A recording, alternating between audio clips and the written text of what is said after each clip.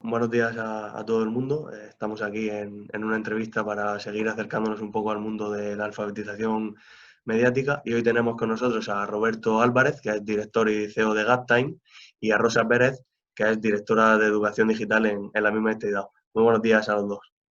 Hola, Buenos buenos días. días, Ignacio. Encantado de estar con vosotros. Bueno, Roberto, si tuvieras que explicarnos en qué consiste la labor que hacéis, ¿cómo explicarías, cómo definirías la labor que desarrolláis desde Gaptime? Gapten es una iniciativa de impacto social que tiene como misión educar y proteger a niños, niñas y adolescentes frente a los riesgos de Internet y móviles. Y para ello, y siendo conscientes, asumiendo que realmente yo no puedo proteger a tu hijo, ¿no? Por ejemplo, lo que tenemos claro que hay que hacer es capacitar a padres, madres y colegios para que puedan hacer esta educación y supervisión digital. Y dentro de este contexto, entonces, lo que proponemos son dos tipos de soluciones. Una para familias, que le hemos llamado los planes de bienestar digital, que incluyen básicamente formación en prevención y competencia digital, más una herramienta de control parental para que puedan hacer la supervisión. Y para los colegios es una solución bastante más elaborada, es el programa Seguro Escola, que lo que hace es coordinar primero a las familias desde el colegio en esta educación digital y proporcionar los tres pilares que sostienen el bienestar digital de las personas, que son entornos ciberseguros, prevención y competencia digital y tecnología para supervisar esta actividad. Básicamente es lo que hace.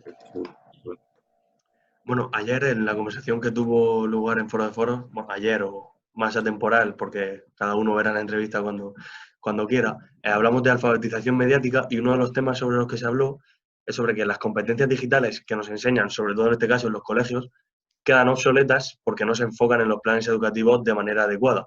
Parece obvia la pregunta, Rosa, pero ¿qué son las competencias digitales y cómo debemos enseñarlas?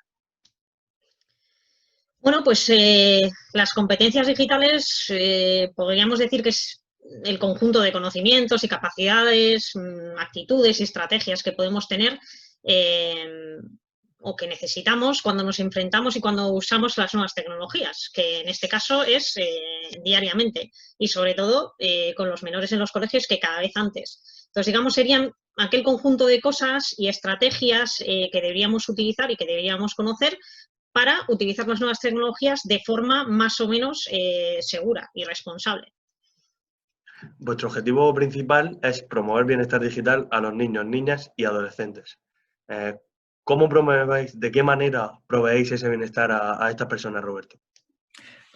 Pues básicamente capacitando a los tutores de los niños en cada momento, que serían los colegios y las familias. Y por no repetirme, esa capacitación tiene que incluir un entorno ciberseguro, prevención y competencia digital, que sean capaces de educar en un uso seguro y saludable de la tecnología. Y luego la parte de prevención también nosotros consideramos importante, porque una cosa es la competencia digital, que es la que te va a permitir utilizar la tecnología, crear contenido, buscarlo, etcétera, pero luego está la parte de prevención. Y pues me explico, a prevenir el sexting no te lo va a enseñar una competencia digital. Eso es un conocimiento que deberías tener de prevención de un riesgo concreto, ¿no? Entonces, es importante que padres, madres y los profesores primero estén al tanto de los riesgos, sepan identificarlos cuando tienen delante a un chaval que esté sufriendo o que sea víctima de alguno de estos riesgos y, y que sean capaces de educar en la prevención de estos mismos. Bueno, es un hecho, yo creo, por todos sabidos, y de hecho hay numerosos estudios que lo hablan, que esta pandemia ha acentuado la brecha digital que muchas entidades veníais alertando desde hace tiempo en vuestra labor.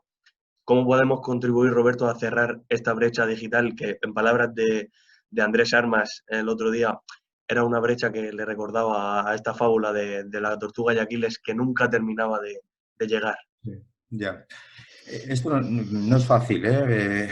Yo parto de esta idea y, de hecho, fíjate, los adultos tenemos que educar en algo que nadie nos ha educado a nosotros. O sea, eso ya de salida ya es complicado, ¿no? Y luego muchas veces parte del problema somos nosotros, porque realmente en la educación a los niños lo más efectivo siempre se dice que es el educar con el ejemplo. Entonces, nosotros mismos no estamos haciendo un buen uso del móvil. El 30% de los accidentes con muerte a día de hoy es por despistes con el móvil, ¿no?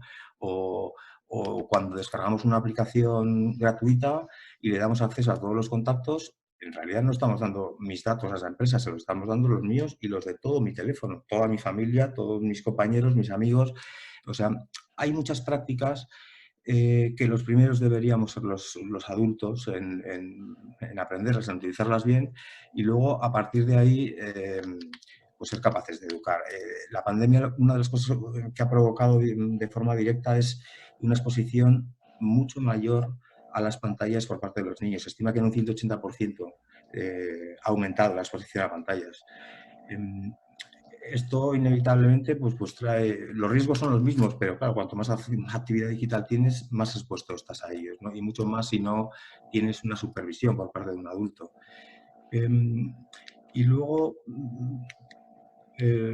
bueno, yo lo dejaría ahí, sí, yo creo que no.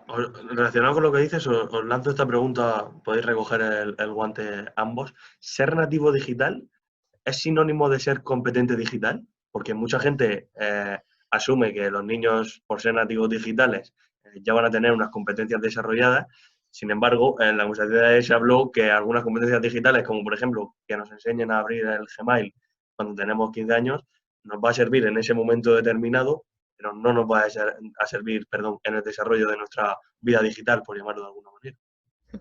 Esa le va a gustar a Rosa. Sí, a mí me encanta esto porque además el término nativo digital es un término en el que yo estoy totalmente en contra, porque no me parece que realmente sea así, ¿no? Un nativo digital para mí sería una persona que en cuanto nace, en cuanto se pone delante de la tecnología, sabe cómo utilizarla. Y no creo que sea el caso de los menores ahora mismo. Los menores utilizan la tecnología para jugar, porque son menores, son niños y niñas, es lo que les gusta. Y jugar saben y no tienen ningún miedo en probar la tecnología y a ver qué es lo que pasa, ¿no? Van reaccionando en base a los impulsos que les llegan a través de la tecnología. Pero no tiene nada que ver con que sean nativos digitales. Saben cómo utilizar, digamos, el cacharro para que nos entendamos, el móvil, la tablet o lo que sea, pero lo que hay detrás no lo saben. Esa es la parte que los adultos tenemos que aportarles a ellos, ¿no? La parte de, ya no solo de cómo hacer las cosas, sino cómo hacerlas de forma un poquito más segura o un poquito más responsable para minimizar riesgos. Ellos no ven los riesgos. Son los niños y como niños no tienen esa capacidad todavía de pensar que algo les puede pasar, ¿no? Entonces, esa es la parte que tenemos que añadir los adultos en eso. Se suele poner primero el foco en los niños que no saben utilizar estas competencias digitales, luego se da el salto a poner el foco en los profesores que se dice que no saben enseñarlas, pero yo me pregunto, ¿se enseña realmente a los profesores a enseñar estas cosas? Hombre, a ver, yo quiero pensar que en las carreras de profesorado se enseña a enseñar. Evidentemente, la parte pedagógica la tienen suficientemente clara, pero para mí hay que partir de la base de que para enseñar algo tú tienes que dominar eso que enseñas. Eso es lo más importante de esto. Yo no puedo enseñar a alguien cómo utilizar bien un navegador o cómo utilizar bien una aplicación si no sé hacerlo yo. Y sobre todo, no tanto si no sé hacerlo, sino nos encontramos con muchos casos de profesores que tienen miedo a la tecnología, ¿no? Es muy difícil probar algo si tengo miedo a ello, ¿no? Y muchas veces, sí, porque piensan esto, tienen la idea de los nativos digitales, ¿qué les voy a enseñar yo a mis alumnos si saben más que yo?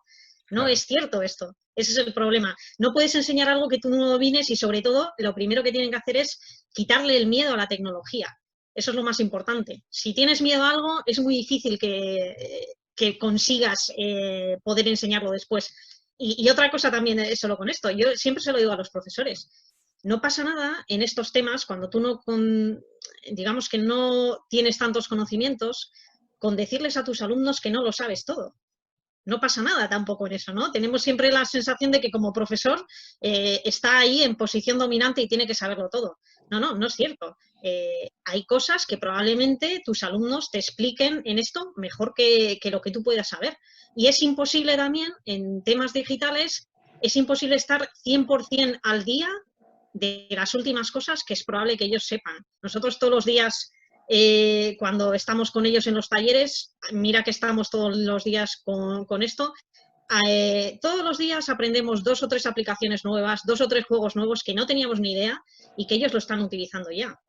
Entonces, evidentemente los profesores para formar, para capacitar, como ellos no hay ninguno, pero lo primero que tienen que hacer es quitar el miedo a ellos y ser capaces de meterse un poquito en el mundo este de la nueva tecnología y probar sin miedo. Deduzco por vuestras respuestas que lo técnico aquí queda a un lado porque va evolucionando y todos absolutamente nos tenemos que adaptar, pero el problema es el conocimiento profundo de lo que es Internet en sí. Ese es un punto muy interesante, porque fíjate, a veces para hacer un uso saludable, no voy a quitarse el saludable de la tecnología, necesitamos entender la tecnología. Por ejemplo, em, eh, las redes sociales a día de hoy se están diseñando para que incluso un niño pueda utilizarlas. Son muy intuitivas el uso, pero lo que no sabe un niño es que el modelo de negocio de esa red social depende de que cuanto más tiempo esté el niño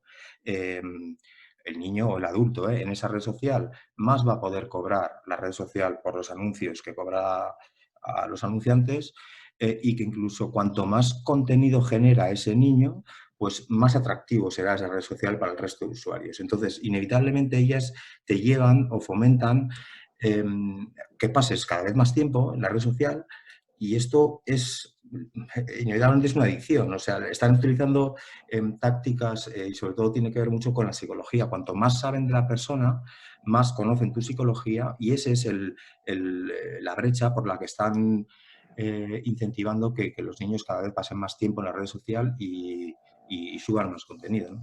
Entonces, esto, pues claro, tienes que entender cómo funciona este modelo de negocio para poder no caer en sus artimañas, quiero decirlo.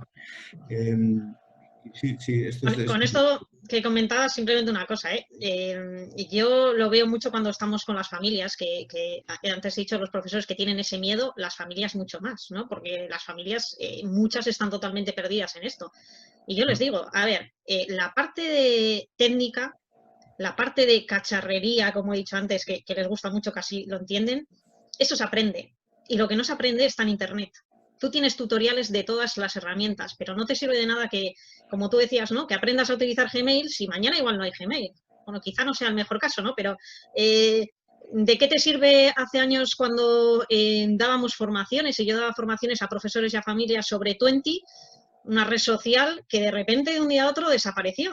Y habías invertido un tiempo en utilizar eso que realmente no te servía para nada. Tú lo que tienes que aprender es un poco a ver cómo son las redes sociales, qué es lo que comentaba Rogues, ¿no? Qué es lo que quieren conseguir con ellos, qué me pueden aportar para mí, y a partir de eso, pues cuando hay una red social nueva en la que yo crea que están mis alumnos o mis hijos en ella, pues intentar utilizarla, y cuando salga otra, y cuando salga otra.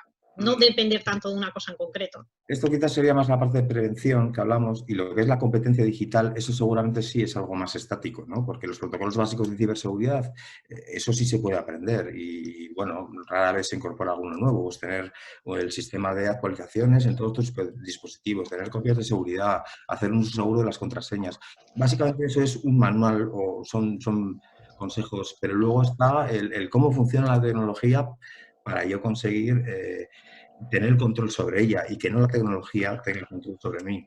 Bueno, y por último, si tuvierais el poder de implementar una medida de manera inmediata en el sistema educativo, ¿cuál elegiríais y por qué? Exacto, Rosa.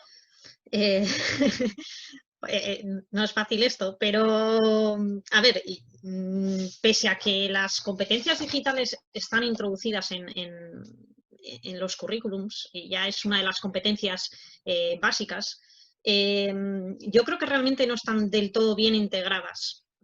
Todavía tendemos a pensar que la competencia digital es algo propio de la asignatura de informática, ¿no? Y hasta que no se enseña informática no se tratan estos temas. Informática en muchos casos se trata a partir de primero de la ESO.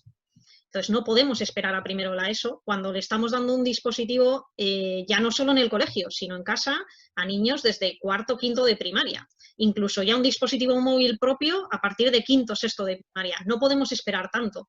No podemos tener una sola asignatura que trate estos temas. Tiene que ser algo global y ponerlo en el currículum. O sea, en el momento que le estamos dando, pues yo qué sé, un ordenador para el colegio en el que tiene que utilizar el correo electrónico, es importante que le expliquemos lo que es el correo electrónico y la parte técnica, cómo mandarlo, añadir a las personas, eso está muy bien. pero tenemos que explicarles también los riesgos que tiene enviar un correo electrónico, cómo tienen que hacerlo bien, cómo deben de comunicarse. No te comunicas igual online y no dices a tu profe, hola tío, ¿qué tal? ¿Cómo te va? No, tenemos que tener ciertas normas, ¿no? Entonces, sé que esto es difícil, pero tendríamos que ser capaces de incorporar la competencia digital como algo transversal a través de todo el currículum y de todas las asignaturas. Porque no es una cosa que es algo que es necesario ya. Pensar que dentro de 2 años, 3 años, 4 años vamos a utilizar menos la tecnología y menos la tecnología en entornos educativos, no sé si alguien lo piensa así, pero yo no lo veo como algo probable. Entonces, intentar introducir la competencia digital y la prevención también, lo que comentábamos antes, dentro del currículum, cuanto antes mejor, para mí sería lo principal que tendremos que abordar con esto. Sí, mira, hay una cosa que quería apuntar, que estamos viendo que está pasando ahora después de la pandemia, porque nosotros, Segurescola, realiza un diagnóstico inicial en el que obtenemos información acerca de cómo los menores usan la tecnología y cómo se relacionan entre ellos, y este es el inicio del programa. A partir de aquí se identifican cuáles son los riesgos concretos que aplican a ese alumnado según esa actividad, y se define el programa de prevención y competencia digital a medida de esos riesgos, ¿no? Entonces, en la información esta que estamos recogiendo, estamos viendo que después de la pandemia, los alumnos de quinto de primaria, que tienen 8 o 9 años, son bastante pequeños, casi la totalidad de la clase está diciendo que prefiere socializar a través de medios digitales que en el mundo real. Y esto es algo preocupante. A nosotros era algo que queríamos medir y íbamos siempre, teníamos registro, ¿no?, de más o menos de qué porcentaje de alumnos lo prefiere hacer a través del medio digital, pero es que la pandemia ha impactado directamente, seguramente por el miedo que les han, bueno, metido en casa o donde sea, ¿no? Que ahora mismo tiene la situación que estamos viviendo, ellos se sienten mucho más seguros en el ámbito digital.